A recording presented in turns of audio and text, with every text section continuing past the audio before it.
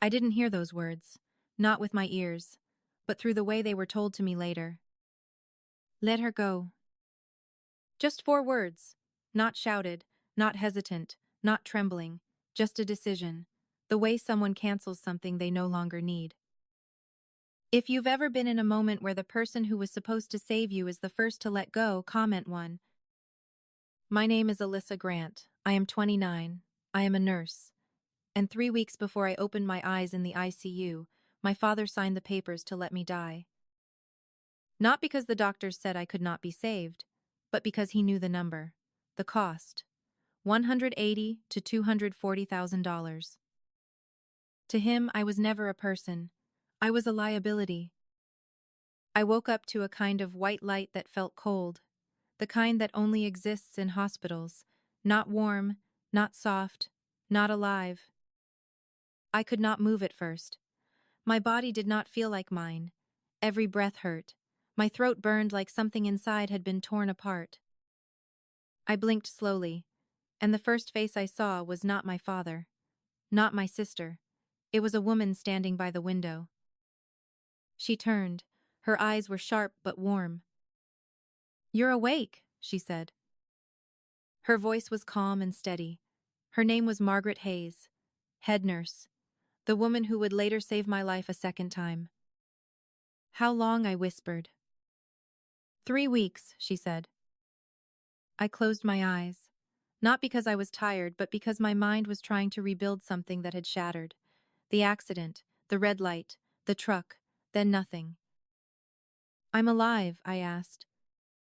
She did not answer right away. She sat down, took my hand, and held it firmly. "Yes," she said. Then, after a pause, but barely. That afternoon, my father came. Exactly at 2:17. I know because later I checked. He stood at the door for a few seconds, just looking, not rushing in, not panicking, just watching. I have worked in healthcare long enough to understand people. The eyes of someone about to lose a loved one do not look like that. Then he walked in quickly. "Oh my God, Alyssa," he said. He grabbed my hand. Tears came at the right moment, at the right speed. "I was so afraid of losing you." I looked at him for a long time. "Hi, Dad," I said. My voice was weak, but clear. "I've been here every day," he said. I did not respond.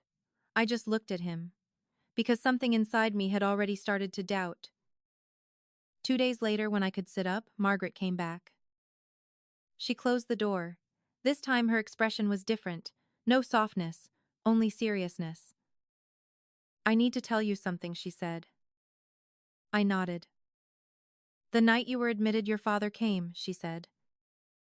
"I know," I replied. "I don't think you know this part," she said.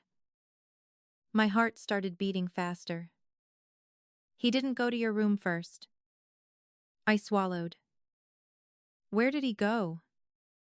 She looked straight at me. "He went to billing." Something inside me cracked. "He asked one question," she said. "How much?" The room felt heavier. "The doctor said you needed a second surgery, around 200,000. I closed my eyes, not in shock but in recognition. This was not new, just bigger. My life always had a price, I thought. "I need you to hear exactly what he said," she continued. Her voice was steady but tight. He said, "Let her go." Everything went still. "We are not paying." My heart did not race. It just felt empty. I looked at Margaret. "He said that," I asked. "Not just said it," she replied. "He signed." "What did he sign?" She paused for a moment. "A DNR," she said. I did not cry. I did not scream. Because for the first time in my life, everything finally made sense. And I thought that was the worst part. I was wrong. I wasn't surprised when I heard those words. Let her go. Not because I was strong, but because A part of me had heard that sentence my whole life, just in different forms. I was born with a hole in my heart. Doctors called it ventricular septal defect. I called it the first bill of my life. I was 4 when they opened my chest. 11 hours in surgery. 20 years of my family paying for it. At least that's how my father told it. I paid $214,000 for you. I was 8 the first time he said that. I remember that afternoon clearly. Light rain. I stood by the kitchen door. My shoes were torn. Water soaked through my socks every time I stepped into a puddle. I asked one small question. Dad, can I get new shoes? He didn't look at me. He looked at the stack of bills on the table. Do you know how much you've cost this family? I stayed quiet. I paid $214,000 to keep you alive. No yelling, no anger, just a number, and the way he placed it on me. I didn't get new shoes that day, but I got something else, a feeling that I owed. If you've ever grown up feeling like you had to repay the love you should have been given, comment 1. By the time I was 12, I stopped asking for anything. No shoes, no clothes, no toys. I learned how to not need. At 15, I started babysitting for 3 families in the neighborhood, not for luxury, just to buy notebooks, pens, sometimes lunch. At 18, I signed my first student loan, alone. Meanwhile, my sister Vanessa Grant was preparing for state college, fully paid. No one asked why, no one questioned it, because in my family everything was always clear. Vanessa got a car at 16. I took the bus. Vanessa had her tuition covered. I had debt. Vanessa had birthday parties at restaurants. I had a store-bought cake. And the strangest part was, I accepted all of it.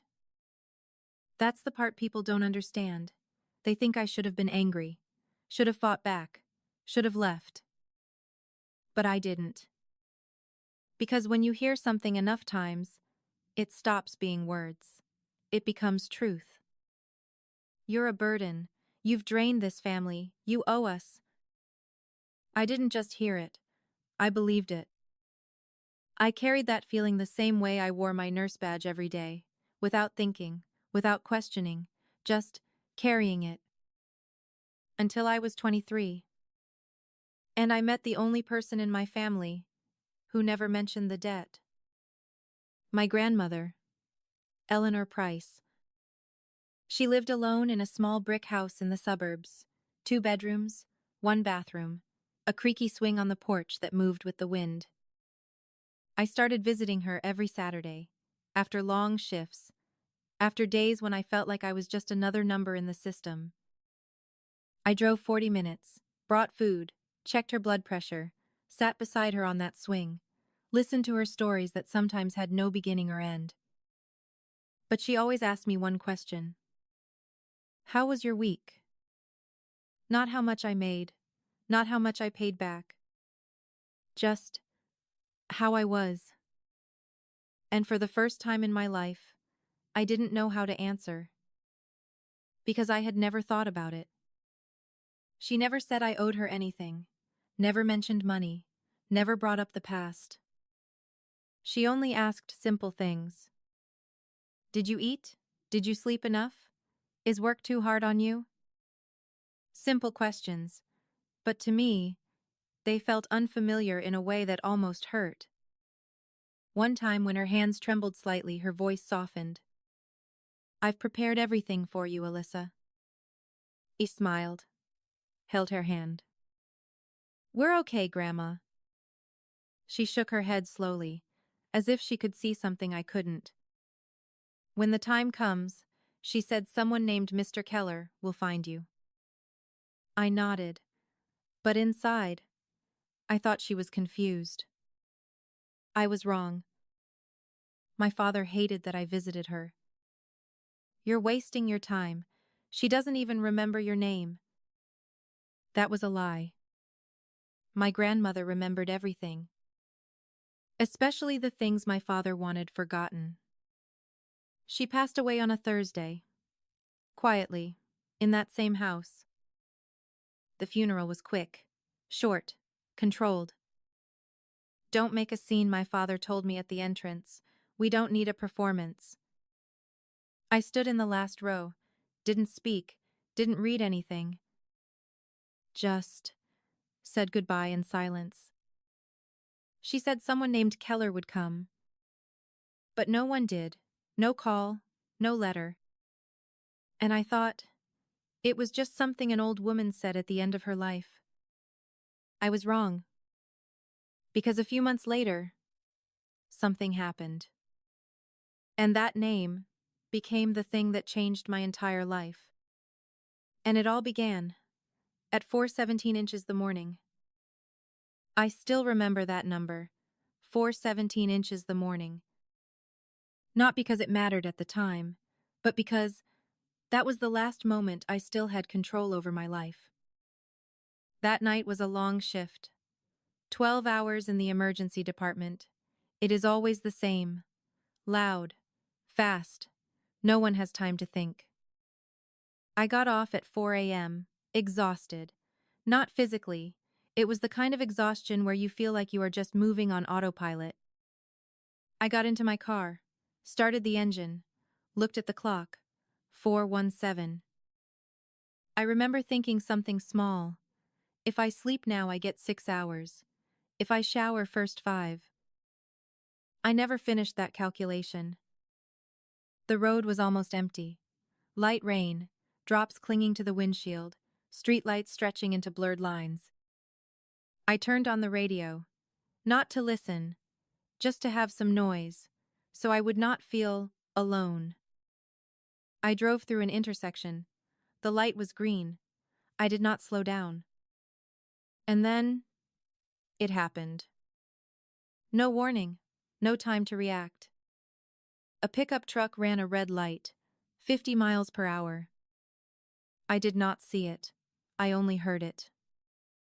A sound, not like anything I had ever heard before, not a crash, not breaking glass. Something tearing apart. My body was thrown sideways. The seatbelt crushed my chest. The air disappeared. Then, silence. They said I stayed conscious for about 90 seconds after the impact. I do not remember. They said I said my name, Alyssa. Then, nothing.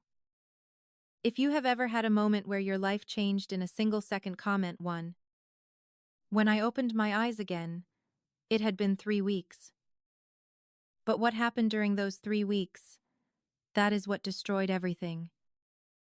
I do not have a husband, no children.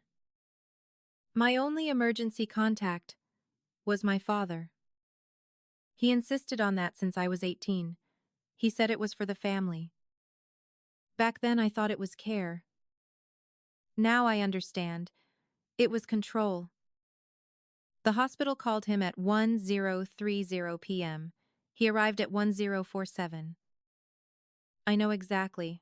The system records everything. But what matters is not that he came. It is what he did when he arrived. He did not go to my room, did not ask the doctor, did not ask the nurses, did not ask if I was alive. He went somewhere else. Billing. And he asked one question. How much? I had heard that question my whole life. But this time, it was not about shoes or tuition. It was about my life.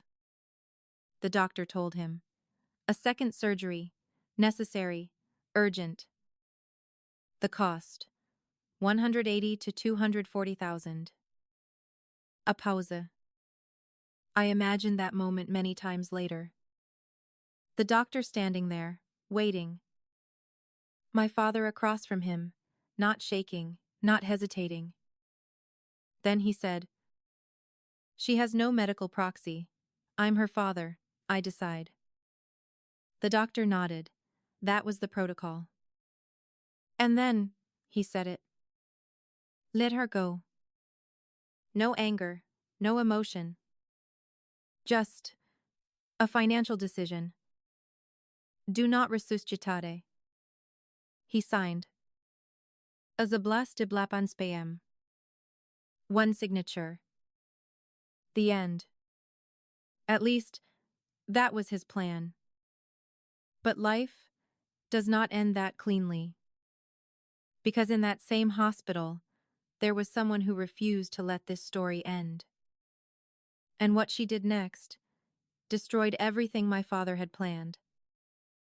There was one thing my father did not understand. He thought signing a piece of paper would end everything. He thought the hospital was a cold system, a place where people are just files, just procedures, just signatures. But he forgot something. Inside that system, there are still people. And one of them was Margaret Hayes. She did not yell. She did not react immediately. She did not argue with my father. But when he turned and walked toward the elevator, she stood still at the nurse station, her hands gripping the edge of the desk. Later she told me she wanted to scream. Not because she was shocked, but because she had seen cases like this before. Just not from a father. He said it like, she told me once, you weren't even a person. But she did not scream. She did something else. Something that changed everything. She opened my employee file. Every nurse has to fill out a full record when they start. Allergies. Insurance. Emergency contacts. And one section most people ignore. Healthcare proxy. The person who has the legal right to decide for you when you cannot. I did not ignore it. 3 years earlier, I had written down a name. Rachel Bennett. My best friend from nursing school, the only person I trusted. Margaret found that name in less than 2 minutes. If you have ever done one small thing that later saved your entire life, comment 1. At 11:14 p.m., Margaret called Rachel. Rachel picked up on the second ring. Rachel, this is Margaret Hayes, head nurse at Street Catherine's. Your friend Alyssa Grant was in an accident. No long explanation, no hesitation. Just the truth. Her father just signed a DNR. There was a pause. Then Rachel said, I'm coming. No questions, no delay. Just a decision. It was still raining. The roads were dark. Rachel drove 90 minutes, alone, in the middle of the night. She arrived at 12:51 a.m., hair wet, hands shaking, but her eyes clear. She handed over her ID, the proxy documents, and said one sentence, I'm the decision maker. The DNR was revoked. The surgery was approved. The doctors went back into the operating room. Meanwhile, my father had gone home. He was asleep. He had no idea. Everything had changed. He thought the next morning he would receive a call. A sad voice, a time of death, a procedure to follow. He had already prepared the words. We lost her. But that call never came. And that was his first mistake. Because instead of calling the hospital, instead of checking, instead of asking, he did something else. Something that if it had not happened, maybe everything would have ended there. He decided to take the only thing I had left. My grandmother's house. I did not know any of this at the time. I was lying in a hospital bed. Tubes. Wounds. Not knowing that, while I was fighting to stay alive, my father was preparing to take everything from me. And this time, not with words, but with paperwork. There are things you believe are safe, Not because you control them, but because you trust.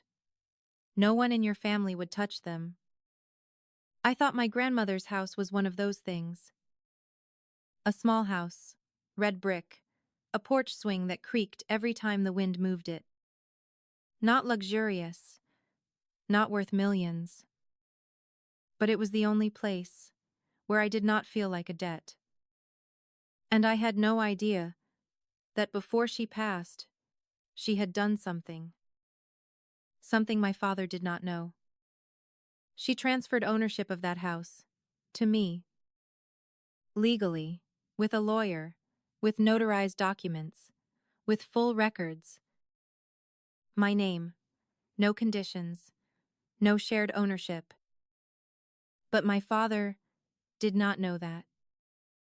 The only thing he knew was that she was gone. And the house was empty. And in his mind, a simple thought appeared. If no one takes it, I will.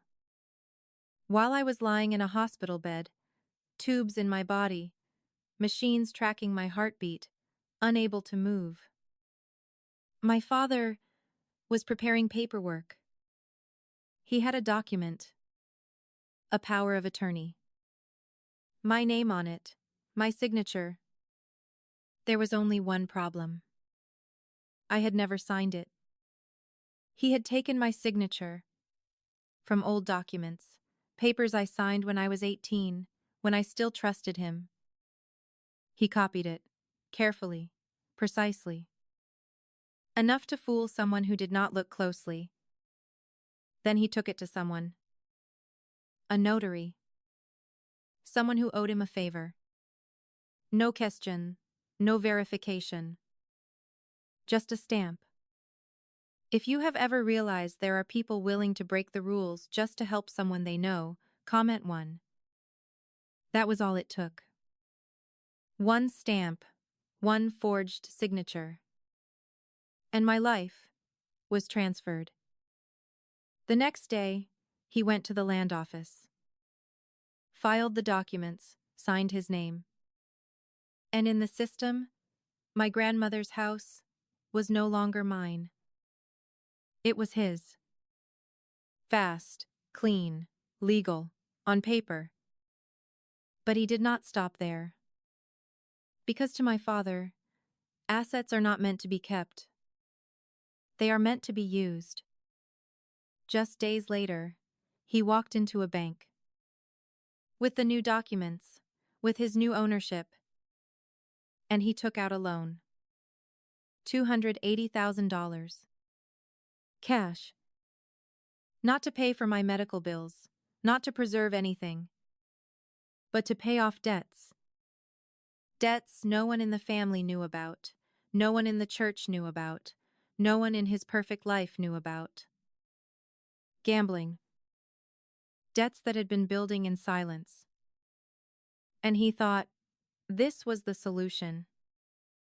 One house, one forged signature, one loan. Done. But he did not know something important. That house was never his. And every document he created could be undone. All it would take was one person to look closely. And that person was already on the way. While I was still lying there, unaware, unable to act, everything was being recorded. Dates, times, amounts, the bank, the notary seal. Small details that would later become the very thing that brought him down. But at that moment, he did not know. He thought he had escaped. Escaped the debt, escaped the responsibility, and maybe escaped me. But he made one mistake. He did all of it while I was still alive. And I was about to wake up. I thought the worst moment of my life was when Margaret said, "Your father signed a DNR." But the truth is, that was only the beginning. There is something strange about waking up after a coma. It is not the pain, not the weakness. It is the feeling that everything in your mind is rearranging itself. Old memories, old words, moments you once ignored. Suddenly, they become clear. I lay there staring at the ceiling, silent for a long time. Margaret did not push, she just stood there, waiting. I turned to her. Is it recorded? She understood immediately. Yes. What he said? Yes. The time. Iba. I nodded. No anger, no shock. Just remembering. Every detail. If you have ever had a moment where all emotion disappears and only cold clarity remains, comment 1. I'm alive. Because of Rachel. Yes. Everything. Because she made it in time. Margaret nodded. Part of me wanted to cry. But another part just felt everything falling into place. My entire life. The shoes, the bills, the words. And now, a signature. Nothing new. Just, this time, the price was my life. I need my phone. Margaret did not ask why. She took it from the drawer and handed it to me. I turned it on. 32 missed calls from my father. 11 from Vanessa. I did not call back. Not because I was angry, but because I understood something. They were not calling because they cared. They were calling to find out how much I knew. I scrolled past all of them, then stopped at one name. Daniel Keller. The man my grandmother once mentioned. The man I thought did not exist. I pressed call. 2 rings.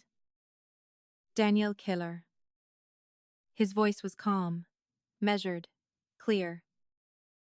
This is Alyssa Grant. I did not even finish my sentence before he interrupted. I've been expecting your call. I went silent. Where are you? The hospital. A pause. Finally.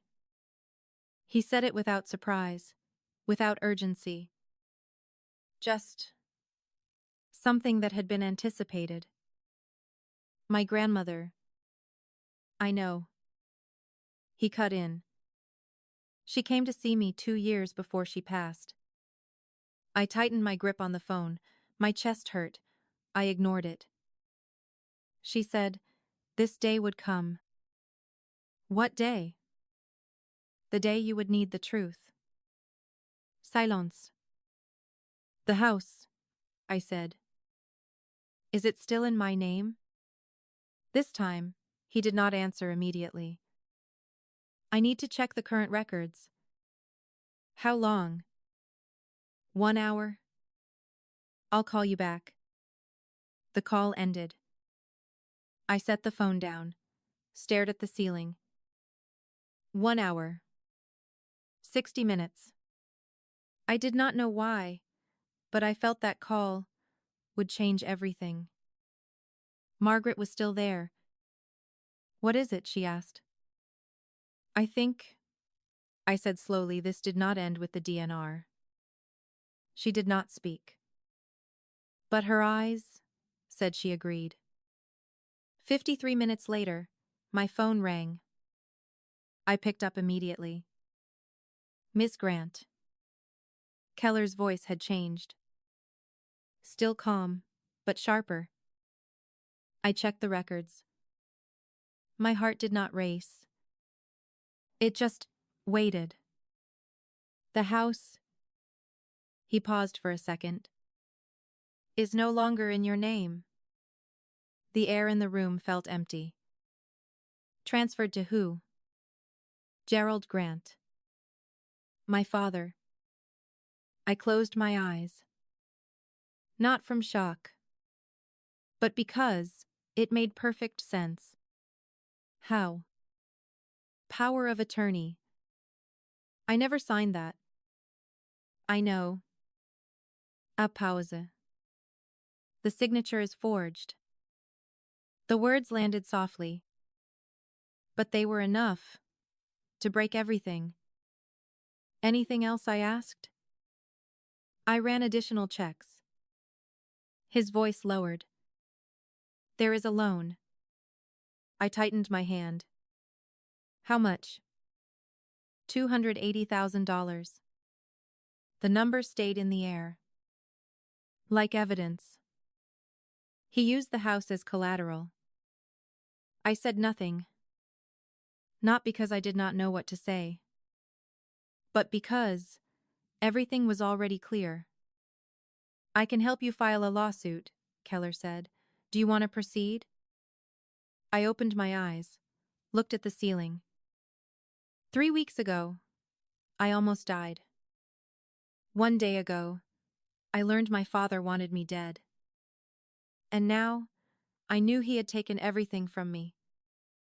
I took a breath. My chest hurt. But this time, I did not avoid it. Not yet. Keller stayed silent. I want to know how far he went. A pause. I understand, he said. And one more thing. What? Your grandmother left you a letter. My chest tightened. She asked, he said slowly, that it be given to you in person. I looked toward the window. White light. Bring it here. Tomorrow, 9 a.m. I'll be waiting. The call ended. I put the phone down. For the first time, since I woke up, I did not feel pain. I felt something else. Control. My father thought he had ended this story. But he forgot something. I was still alive. And this time, I was not the 8-year-old girl asking for new shoes. I knew the numbers, the documents, the law. And most importantly, I knew exactly who he was. The next morning, I woke up earlier than usual. Not because of pain, not because of the machines, but because I knew that today, everything would change. At 9 a.m., the door opened. A man walked in. Not tall, not striking, a gray suit, a worn leather briefcase. But there was something about him I recognized immediately. Certainty. Miss Grant. Mr. Keller. He shook my hand, light, careful, as if he understood what I had just been through. Your grandmother, he said, mentioned you every time we met. I didn't respond. Just nodded. He opened his briefcase, took out a yellow envelope. My name written on it. Her handwriting. I recognized it instantly. Something in my chest tightened. I opened it, slowly. Inside, there was only one sheet of paper. Handwritten. I started reading. Alyssa, if you are reading this, it means everything happened exactly as I feared. I paused. Took a breath. Then continued. Your father will try to take everything. He has done it his whole life. To me, and then it will be your turn. My hand tightened. I stayed silent for too long, because I didn't want to break the family. That was my mistake. A tear fell onto the paper. Do not repeat that mistake. I didn't even realize. I was crying. The house is yours. The money I left is yours. All documents are with Mr. Keller. I looked up. Keller gave a small nod. Do not let anyone take it, even your father. A pause. Especially your father. I closed my eyes. Not from pain, but because, for the first time in my life, someone said the truth I had always avoided. You are stronger than me. You always were. You just never used it. I took a deep breath. I'm sorry for not telling you this while I could still hold you. I didn't continue right away.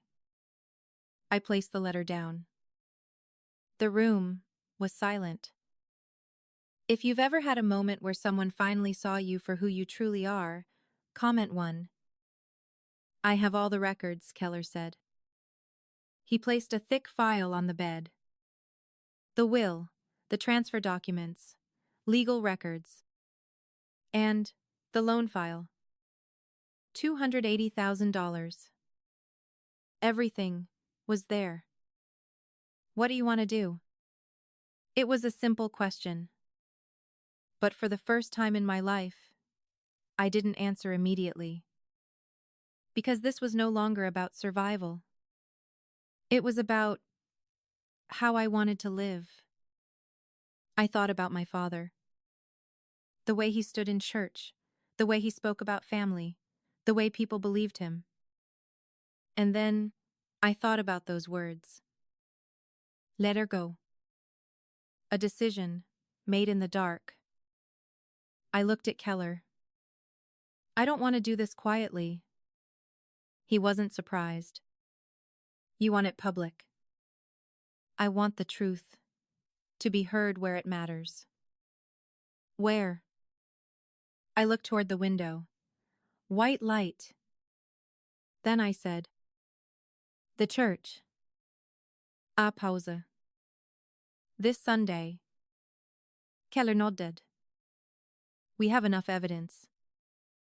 Good. I leaned back. My chest hurt. But this time, it didn't feel like weakness. It felt like preparation. Because I knew this wasn't just about money. Not just about the house. It was about 29 years. 29 years of being told I was a burden. 29 years of trying to be enough.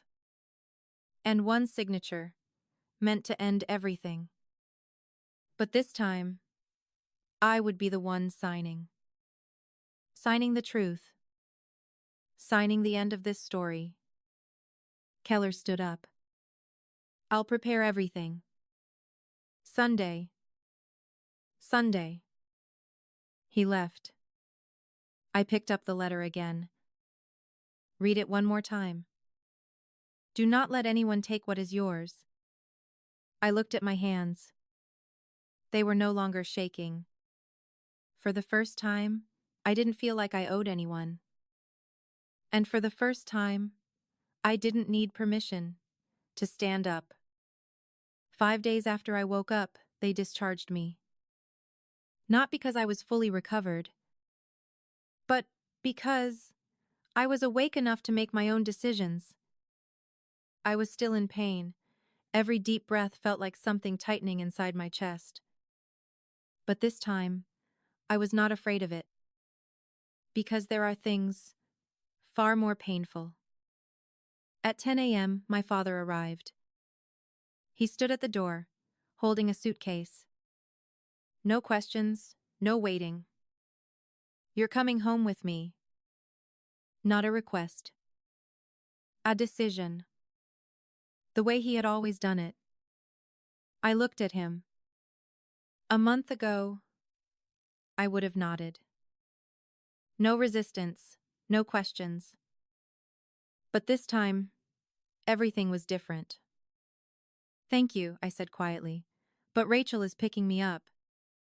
A pause. Not long, but enough for me to see something shift inside him. You choose an outsider, he said, over your family. She's not an outsider. I held his gaze. She's the one who saved me. Something flickered in his eyes. Fast, very fast. A calculation. But he could not complete it. Not yet. Fine. He set the suitcase down. No hug, no more words. He turned and walked out. For the first time in my life, he left a room without controlling the outcome. If you have ever had a moment where you were no longer afraid of disappointing someone, comment one. That afternoon, I left the hospital. Rachel was waiting outside. She did not say much. She just hugged me. A hug I did not have to earn. In the car, we did not talk much.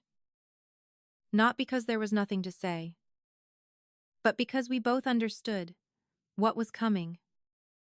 Rachel's apartment was small, clean, warm. Nothing like my house. No feeling of watching every word. I sat at the kitchen table. Keller called shortly after. We have everything. His voice was steady. The lawsuit is ready. The bank notice is prepared. I looked at the documents in front of me. Good. Do you want to file now? I shook my head, even though he could not see. Not yet. A pause. I want him to think he's still in control. Keller did not ask more. You have a plan? Yes. Sunday. The church. Another pause. I'll be there. The call ended. I set the phone down. Rachel stood in the kitchen doorway. Are you sure? I looked at her. You drove 90 minutes in the middle of the night to save me. I can't stay silent anymore. Rachel said nothing. She just nodded. That night, my father called. I looked at the screen. His name. I answered. Alyssa. His voice was calm, normal, as if nothing had happened. About your grandmother, he said. I'm handling all the paperwork. I stayed quiet. You don't need to worry. Attest. A way to measure how much I knew. Thank you, I said. My voice steady. I trust you. Pause. Very short. But I heard it. Relief. He believed I was still the same daughter. Still obedient, still silent. He was wrong. After the call, I placed the phone down. Rachel looked at me. You're good at this. I shook my head. No. I said slowly. This isn't acting. I'm just done telling the truth to the wrong person. That night, I didn't sleep much. Not because of pain, but because, for the first time in my life, I was planning. Not to survive, but to end something. I opened my grandmother's letter again. Read every line. Don't let anyone take what is yours. I put it down. Looked into the mirror. The person there was no longer the 8-year-old girl asking for new shoes. No longer the student signing loans alone. No longer the patient lying in bed, waiting for someone else to decide if she lived or died. For the first time, I saw myself. Clearly. And dangerously. Sunday would not be a gathering. It would be a trial. And this time, I would not be the one on trial. Sunday came, faster than I expected. At 7 a.m., I was already awake. Not because of an alarm, but because there are days when you do not need to be woken up. You just know This is the day everything changes.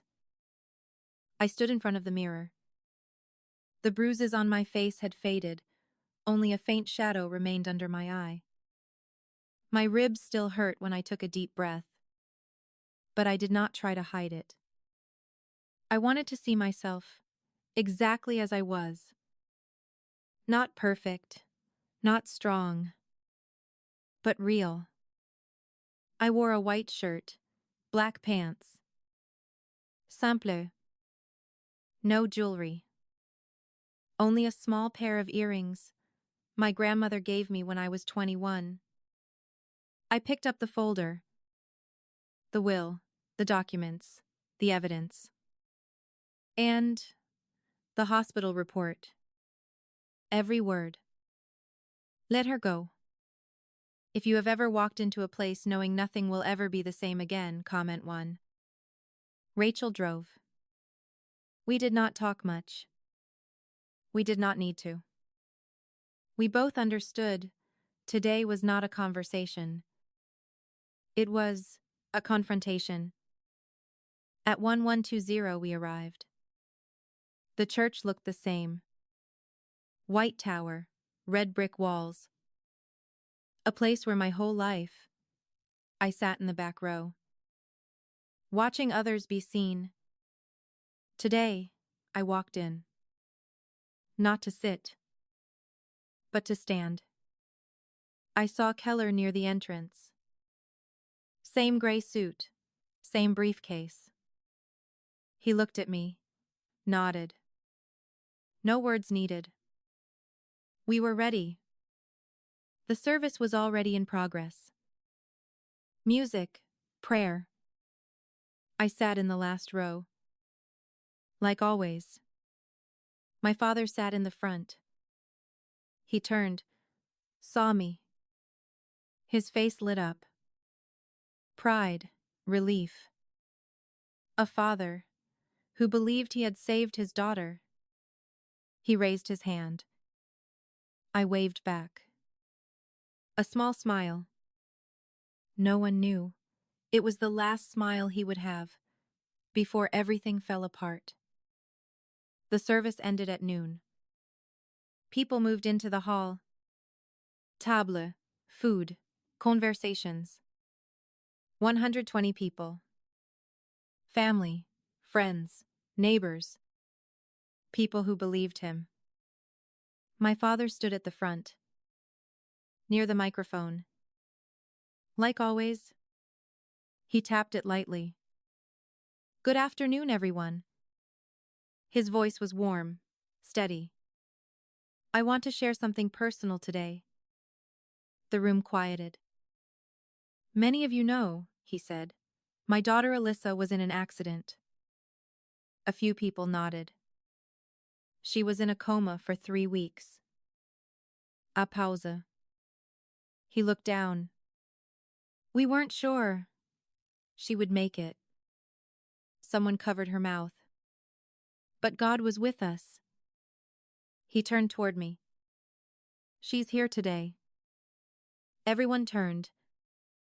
Warm eyes, sympathy. Applause. I stood there. Still. No reaction. Just watching. As a father, he continued, nothing is more terrifying than almost losing your child. His voice trembled slightly. I was by her side every day. The words fell. Slow. Heavy. Wrong. But no one knew. Family is everything, he said. That's what I've always taught my children. He looked at me. Opened his arms. En invitation. An embrace. A moment, he believed, would be perfect. I walked forward. Slowly. Each step, deliberate. I stood beside him. Looked at him. Then at the microphone. Dad. My voice was not loud, but it reached the front row. Can I say something? 1 second. Just 1 second, he hesitated. But he could not refuse. Not here. Not in front of everyone. Of course. He smiled, handed me the microphone, and stepped back. He thought he was still in control. I held the microphone, cold metal in my hand. I looked at the room. 120 faces. Waiting, trusting. I'm very grateful, I began. For all your prayers. A few nods. But there is something. I paused. I need to correct. The air shifted. Subtle. But real. My father was not by my side every day. Silence. His smile froze. He came to the hospital once. Some faces began to change. And when he came, I tightened my grip slightly. He did not come to see me. I turned. Looked directly at him. He went to billing. The room went completely still. No clinking. No chairs. Only the truth beginning to surface. No one moved. No one spoke. 120 people. Waiting. Not for me to continue, but to understand if what they just heard was real. I did not look at them yet. I looked at my father. His face had changed. No longer the warm father, no longer the confident man in front of a crowd.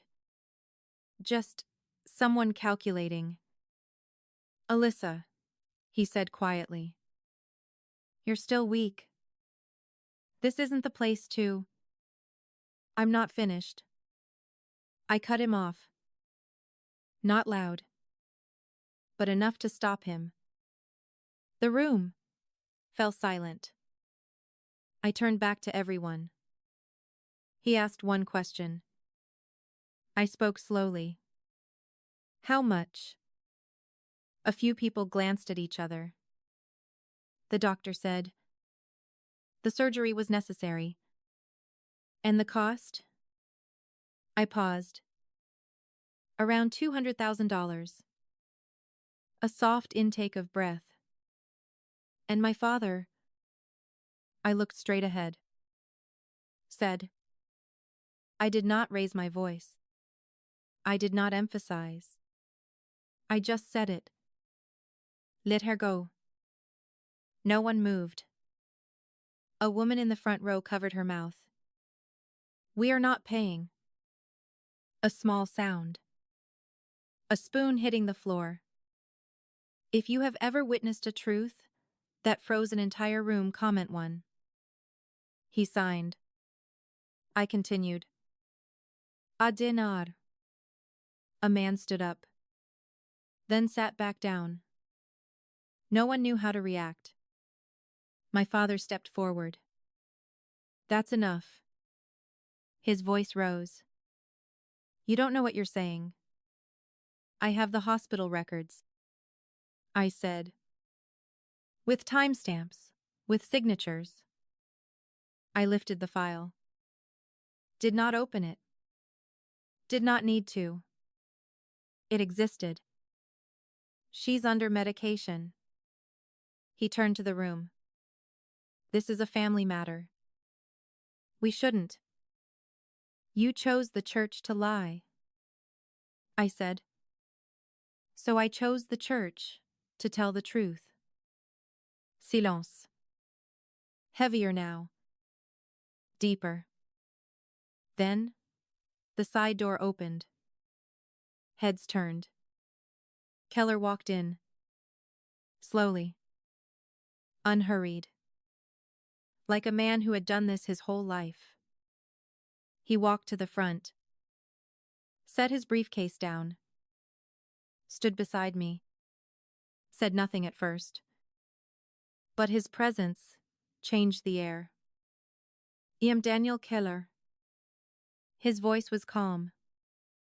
Attorney for Eleanor Price. A ripple moved through the room.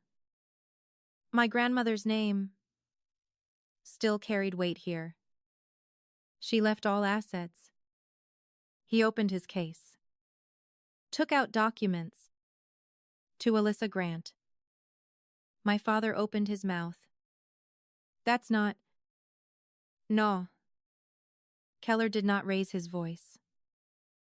But it stopped him. Your name is not in the will. A woman stepped back. And while she was in a coma, Keller continued. You forged her signature to transfer ownership of the house. A gasp.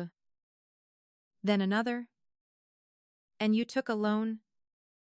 He glanced at the page. $280,000. The room broke. Not loudly, but completely. That's a lie, my father shouted. His voice no longer controlled. She left it to the family. To May, I said. Slowly. Clearly. Not the family. Me. He turned to my sister. Vanessa, say something. She stood there. Not looking at him. Not looking at me. Just staring at the floor. Vanessa. He grabbed her arm. Say it. She pulled away. One step back. I can't. Her voice, small. I can't lie anymore. Silence. I looked at her. She looked at me. Just 1 second. But it was enough. I'm sorry. She whispered. Then turned. The door opened. Closed. My father stood there. Alone. In front of 120 people. No one beside him. No one nodding. No one believing. I didn't come here to destroy you. I said. I came here.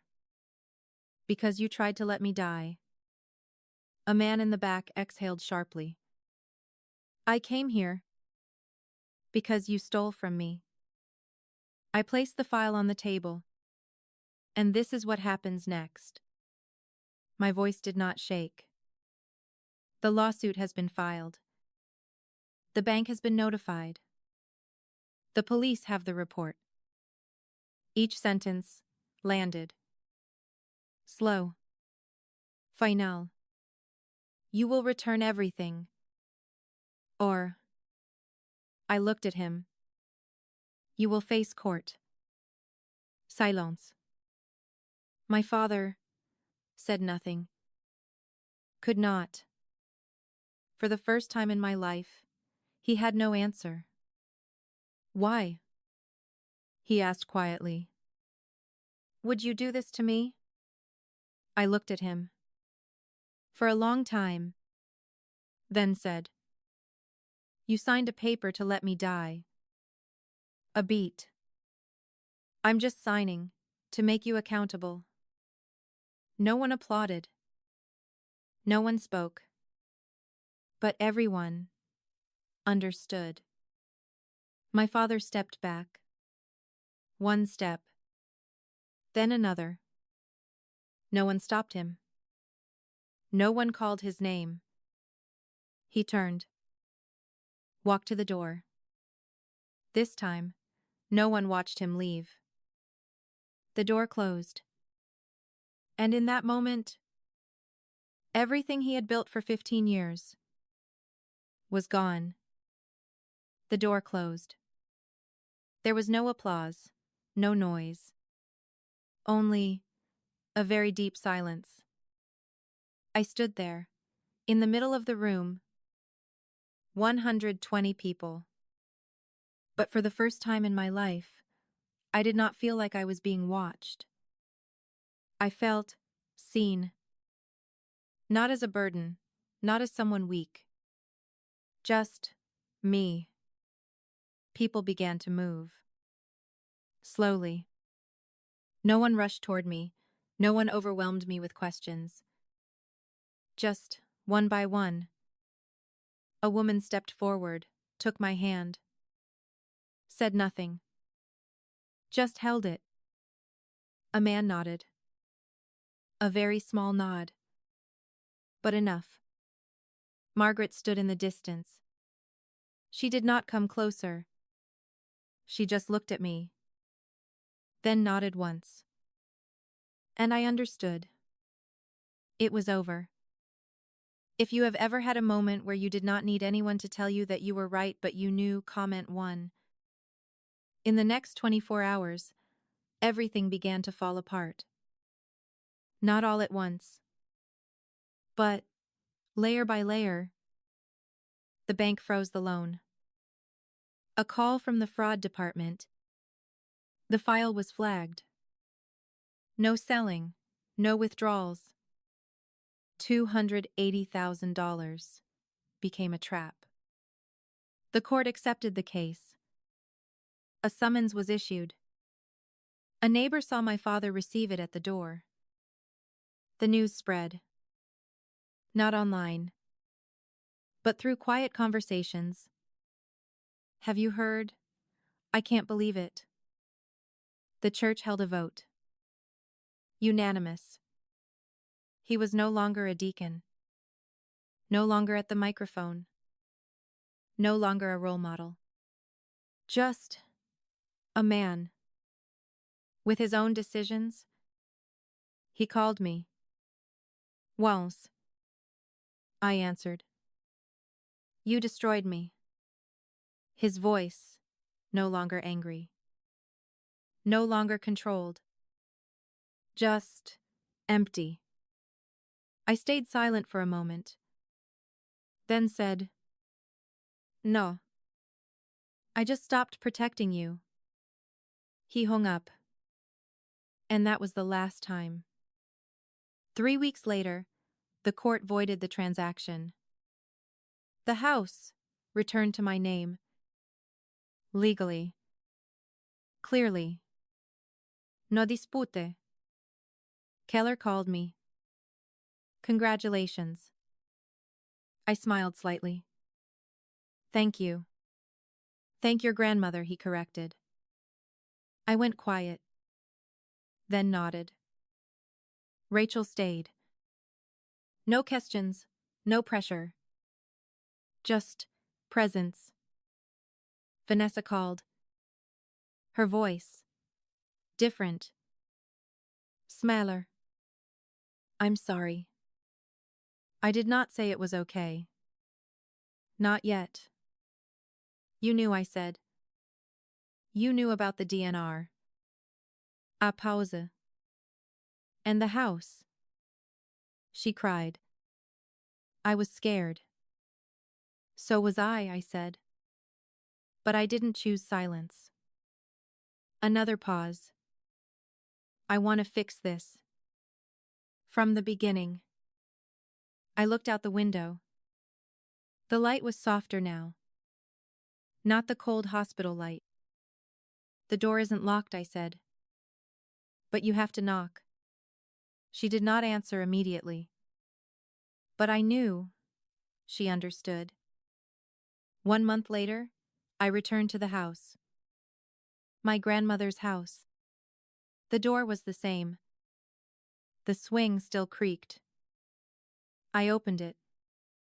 The scent of lavender. Like I had never left. I stepped inside. No rush, no fear. Just coming home. I sat in her chair. Looked around. No longer feeling like I was borrowing. No longer feeling like I had to earn it. This was mine. Not because it was given, but because I kept it. I used to think, Being a good daughter meant enduring, being silent, being grateful, even when it hurt. I was wrong. Being an adult means knowing when to stop, knowing how to say no, knowing how to stand up, even if you stand alone. I didn't win. I didn't get revenge. I just stopped losing. And sometimes, that is the only victory you need. If you stayed until the end of this story, I want to ask you something. Have you ever had to set a boundary that cost you someone? If yes, come on, ta. I read every comment. Because sometimes, we don't need advice.